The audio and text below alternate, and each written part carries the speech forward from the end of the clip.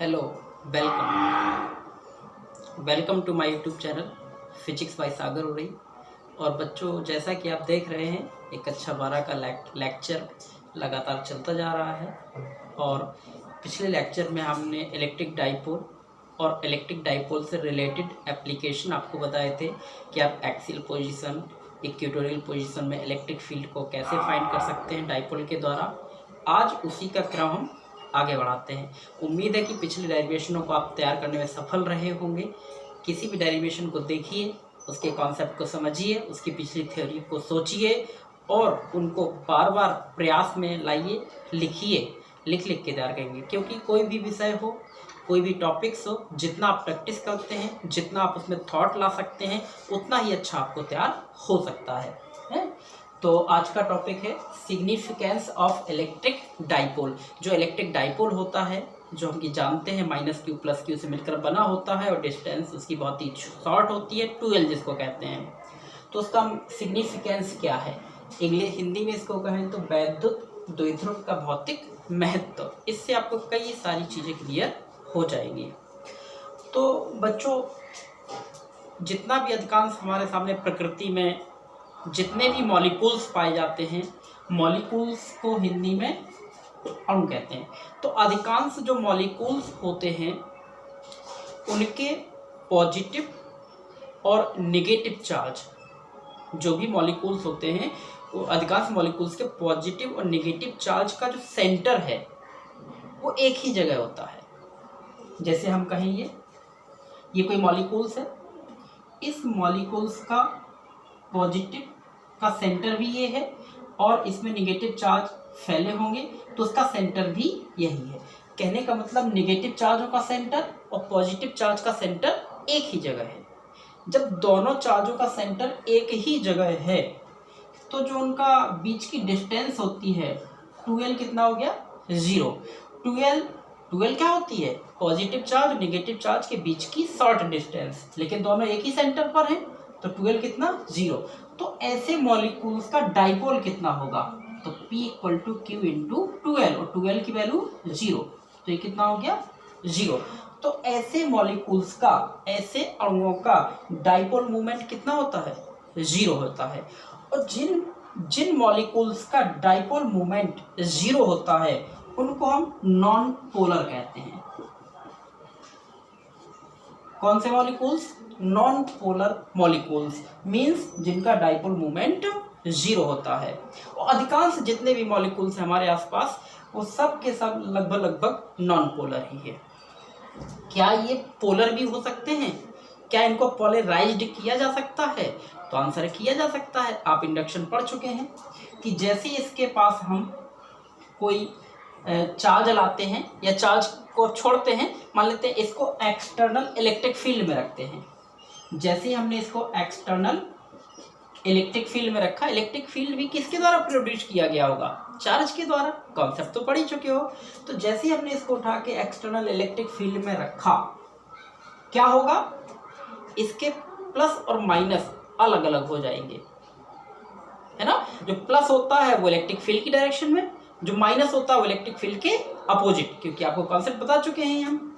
तो negative charge और positive charge, जितने भी इसके नेगेटिव होंगे एक साइड, पॉजिटिव एक साइड, तो इनके बीच की डिस्टेंस आ गई है। जब बीच की डिस्टेंस आ गई तो 2l अब 0 नहीं होगा, तो इसका डाइपोल मोमेंट क्या हो जाएगा? Q × 2l। कहने का मतलब है कि अब इसमें डाइपोल मोमेंट आ गया। तो फिर से समझिए इस कॉन्सेप्ट को कि जितना जनरली जितने भी मॉलिक्यूल्स होते हैं अधिकांशतः वो कैसे होते हैं? उनका नेगेटिव चार्ज हो, पॉजिटिव चार्ज हो, उनका सेंटर एक ही जगह होता है, जिससे इसका 2l 0 होने से डाइपोल मोमेंट 0 होता है। और जिनका डाइपोल मोमेंट 0 होता है, मतलब द्विध्रुव गुण, उनको हम नॉन पोलर कहते हैं। नॉन पोलर कौन कौन आ जाते हैं? एग्जाम्पल में देख लीजिए। आपका CH4 हो गया, CO2 है, H2 ले सकते हैं आप, ऑक्सीजन O2 ले सकते हैं, डॉट डॉट, ये नॉन पोलर होते हैं। लेकिन अगर इन्हीं को उठा के हम एक्सटर्नल इलेक्ट्रिक फील्ड में रख दें तो फोर्स लगेगा, तो प्लस माइनस अलग अलग हो जाएंगे, तो इसमें परमानेंट डाइपोल मोमेंट आ जाएगा। तो एक ये हो गए। इसका दूसरा कॉन्सेप्ट क्या है? कुछ मॉलिक्यूल्स जैसे आपका HCl, H2O ऐसे होते हैं जिनका प्लस माइनस मतलब नेगेटिव चार्ज और पॉजिटिव चार्ज का जो सेंटर है एक ही जगह नहीं होता है, इनके बीच कुछ डिस्टेंस होती है। जब इनके बीच डिस्टेंस होती है तो ये क्या कह, इनका डाइपोल मोमेंट जीरो नहीं होता, इनका डाइपोल मोमेंट कैसा हो जाता है, परमानेंट हो जाता है। जब इनका डाइपोल मोमेंट परमानेंट होता है तो इनको एक्सटर्नल इलेक्ट्रिक फील्ड में रखो चाहे न रखो कोई दिक्कत नहीं, अपना ही परमानेंट रखते हैं। तो क्या हमने पढ़ा कि जो डाइपोल है वो डाइपोल है मॉलिक्यूल्स का कितने प्रकार का हो गया, नॉन पोलर और पोलर। नॉन पोलर जो आप समझ रहे थे जिनका डाइपोल मूवमेंट जीरो होता है, पोलर जिनका डाइपोल मूवमेंट जीरो नहीं होता बल्कि परमानेंट होता है। और नॉन पोलर में कौन आते हैं ये आप कॉन्सेप्ट पढ़ चुके हैं, और पोलर में कौन आती है। इस प्रकार से वो डाइलेक्ट्रिक सब्सटेंस आप पढ़ चुके हैं, परावैद्युत डाइलेक्ट्रिक सब्सटेंस। डाइलेक्ट्रिक सब्सटेंस क्या है, इंसुलेटर होते ही है। जब इनको हम एक्सटर्नल फील्ड में रख देते हैं तो अपना डाइपोल मूवमेंट ले लेते हैं। इस प्रकार से इनका ये सिग्निफिकेंस है, तो हम डाइपोल मूवमेंट बना सकते हैं। इसी में एक बहुत ही इम्पोर्टेंट टॉपिक है, देखिए ये कॉन्सेप्ट को अगर आप बार बार देखेंगे और समझने का प्रयास करेंगे तो समझ में आ जाएगा।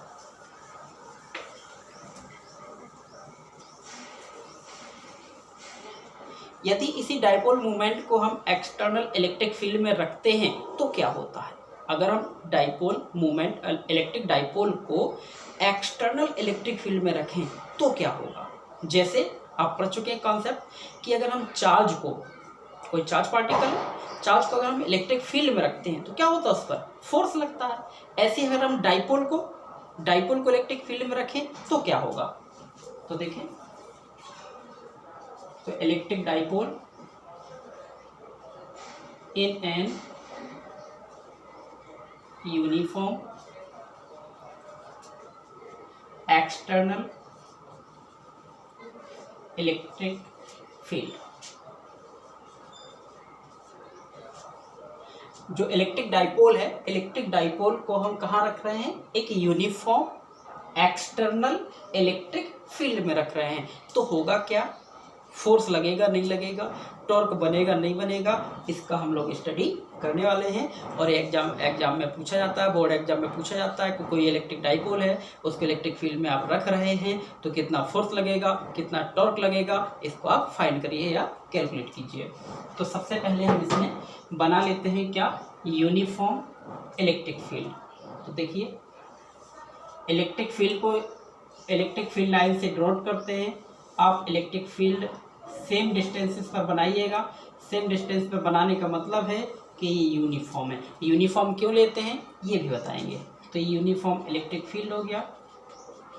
इसकी डायरेक्शन हमने क्या किया, इस पर कोई डाइपोल रखा और डाइपोल को कैसा रखा, इलेक्ट्रिक फील्ड की डायरेक्शन से किसी एंगल पर रख दिया। तो देखिए इस प्रकार से मान लेते हैं ये डाइपोल है। थोड़ा सा इसको अलग कर देते ताकि दिखे। सपोज करिए ये डाइपोल है, किससे कंसिस्ट होता है, नेगेटिव चार्ज एक और एक positive charge, minus Q plus Q, और इसकी डिस्टेंस कितनी होती है तो आप जानते हैं 2L होती है। अब आप इसमें थोड़ा सा देखिए, ये नेगेटिव चार्ज है और कहाँ रखा है, इलेक्ट्रिक फील्ड में रखा है। जब भी कोई चार्ज इलेक्ट्रिक फील्ड में रखा होता तो क्या लगता है, एक फोर्स लगता है, इलेक्ट्रिक फोर्स लगता है। तो बात आती है नेगेटिव चार्ज और फोर्स कहाँ लगता है, तो इलेक्ट्रिक फील्ड के अपोजिट लगेगा। क्यों, क्योंकि ये नेगेटिव चार्ज है। और अगर ऐसे ना समझ में आ रहा हो तो सोचिए, ये इलेक्ट्रिक फील्ड है, किसने बनाया होगा, कोई प्लस चार्ज रहे होंगे, क्योंकि प्लस चार्ज अपने से दूर हटाते हैं इलेक्ट्रिक फील्ड को। अगर यहाँ प्लस चार्ज है तो ये नेगेटिव, तो नेगेटिव कहाँ की ओर अट्रैक्ट होगा, प्लस की ओर। तो सीधी बात है यहाँ पर एक फोर्स लग रहा होगा, नाम दे दीजिए F1 इसको, और F1 equal to Q into E. कहाँ से आया है, E equal to F upon Q, पढ़ चुके हैं ना। तो F1 equal to Q into E. इसी प्रकार से पॉजिटिव चार्ज, इस पर फोर्स इलेक्ट्रिक फील्ड की डायरेक्शन में, तो ये इस प्रकार से फोर्स लगेगा। F2 नाम दे दीजिए Q इंटू ई। तो अब आप यहाँ ध्यान से देखें, और ये इलेक्ट्रिक फील्ड, ये इलेक्ट्रिक फील्ड है इस डायरेक्शन में, और इस डायरेक्शन कौन है, डाइपोल मूवमेंट। और डाइपोल मूवमेंट की डायरेक्शन कहाँ होती है, negative charge to positive charge. तो इस टाइप से ये P है, तो P और E के बीच कितना एंगल बना लिया, थीटा। यहाँ से एक परपेंडिकुलर बना लीजिए, नाम इसका दे दीजिए A B और ये C और एंगल थीटा। अब इसको आप थ्योरी में एक्सप्लेन कर सकते हैं कि let us consider ABN electric dipole जो -q और पॉजिटिव चार्ज Q से मिलकर बना है और डिस्टेंस कितनी है 2L है, और इनिशियली प्रारंभ में ये इलेक्ट्रिक फील्ड की डायरेक्शन से थीटा एंगल पर, मतलब एट एनी एंगल पर रखा है। तो हम देखते हैं क्या, अच्छा यहाँ पर एक शब्द आ रहा है एक्सटर्नल इलेक्ट्रिक फील्ड। तो एक्सटर्नल का मतलब क्या है, हम पिछले टॉपिक में पढ़ चुके हैं कि डाइपोल अपना स्वयं का इलेक्ट्रिक फील्ड बनाता है।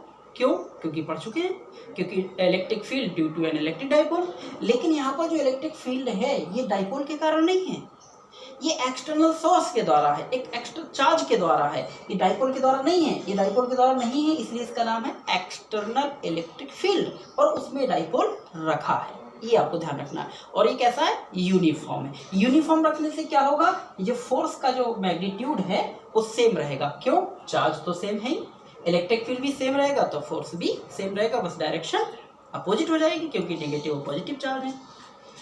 तो इसकी थ्योरी आप बना ही लेंगे, जैसा जैसा दिखता है वैसी थ्योरी बनाई जाती है, थ्योरी कभी रटा ही नहीं जाता है। अच्छा, तो हम इस पर देखेंगे फोर्स। तो हम देखें इलेक्ट्रिक फोर्स ऑन, इसके किस पॉइंट पर, ऑन -q चार्ज कह लीजिए या A पॉइंट पर। तो F1 इक्वल टू कितना, -QE।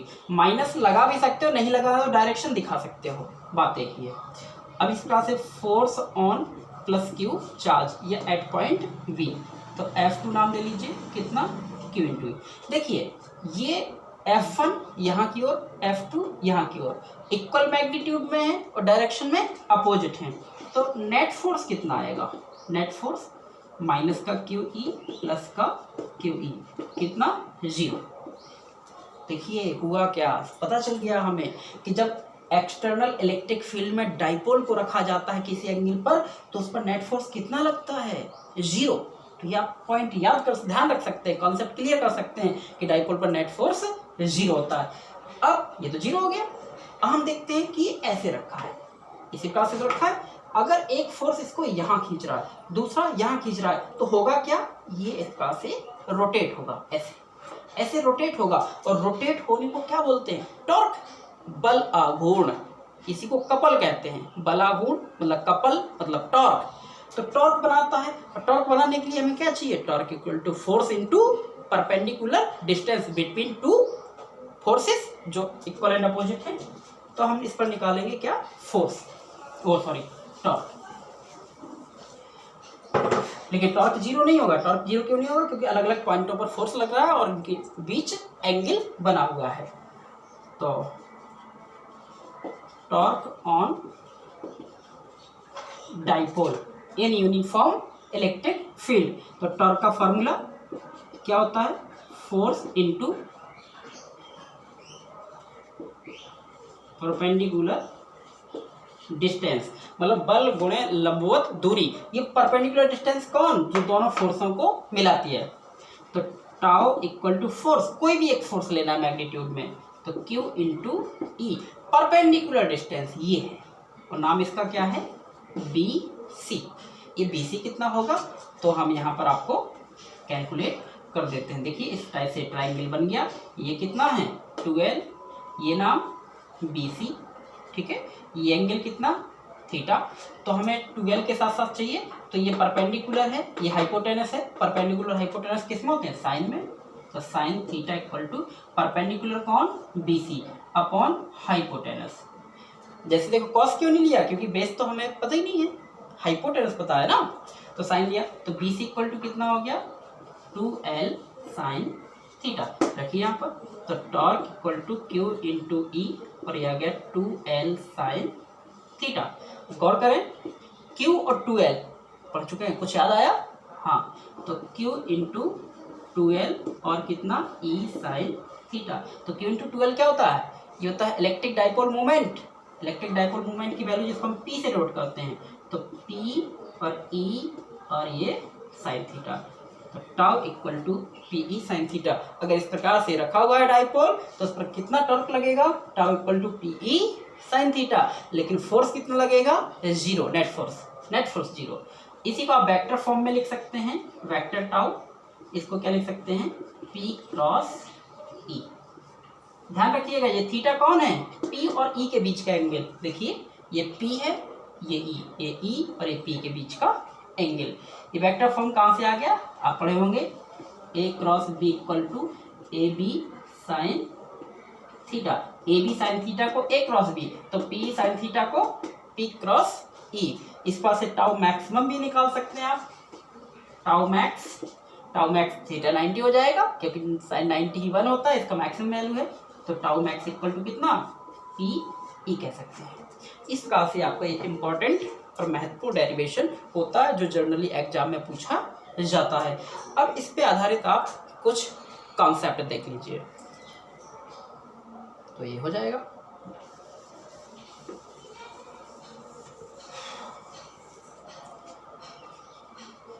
कुछ केस नंबर 1, अगर ये यूनिफॉर्म इलेक्ट्रिक फील्ड ना होता, नॉन यूनिफॉर्म होता, इलेक्ट्रिक फील्ड यूनिफॉर्म ना होकर कैसा होता, नॉन यूनिफॉर्म, असमान, एक समान ना होकर, तो क्या नेट फोर्स 0 होता?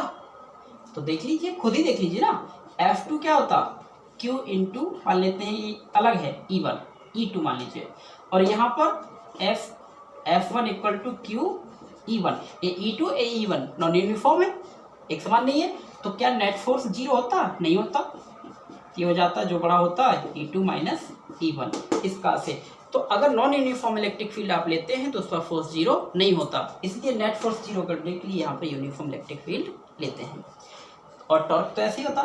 अब एक चीज और देखिए, ये इलेक्ट्रिक फील्ड है और डाइपोल भी ऐसे ही रखा होता, माइनस क्यू और प्लस क्यू, तो डाइपोल की डायरेक्शन, डाइपोल मूवमेंट की डायरेक्शन क्या है, पी। तो इन दोनों के बीच कितना एंगल बन गया, एंगल थीटा।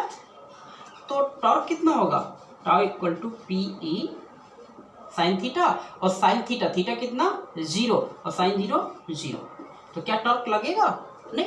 अगर इलेक्ट्रिक फील्ड की ही डायरेक्शन में आप डाइपोल को रख देते हैं तो वहाँ पर टॉर्क 0 हो जाएगा, ये भी आपको ध्यान देना है। अगर आप इसके एंटी पैरेलल रख देते हैं, एंटी पैरेलल मतलब एंटी पैरेलल आप समझ रहे हैं ना, कि ये क्या करते हैं, वही चीज़ होती, इलेक्ट्रिक फील्ड यही है, यहाँ माइनस क्यू यहाँ प्लस क्यू, तो इस डाइपोल की डायरेक्शन क्या होती है डाइपोल मूवमेंट की, इस प्रकार से। तो थीटा कितना बनता 180 एंटी पैरेलल, तब भी ये टॉर्क कितना हो जाएगा 0 हो जाएगा, क्योंकि साइन 180 फिर से 0 होता है। तो इस प्रकार से आपको इसके तरीके सीखना है। तो कोई भी कॉन्सेप्ट हो उसको आप क्या करें, वीडियो 1-2 बार देखिए, आपके पास इसको बार बार चलाने का कोई प्रॉब्लम नहीं है, चला सकते हैं।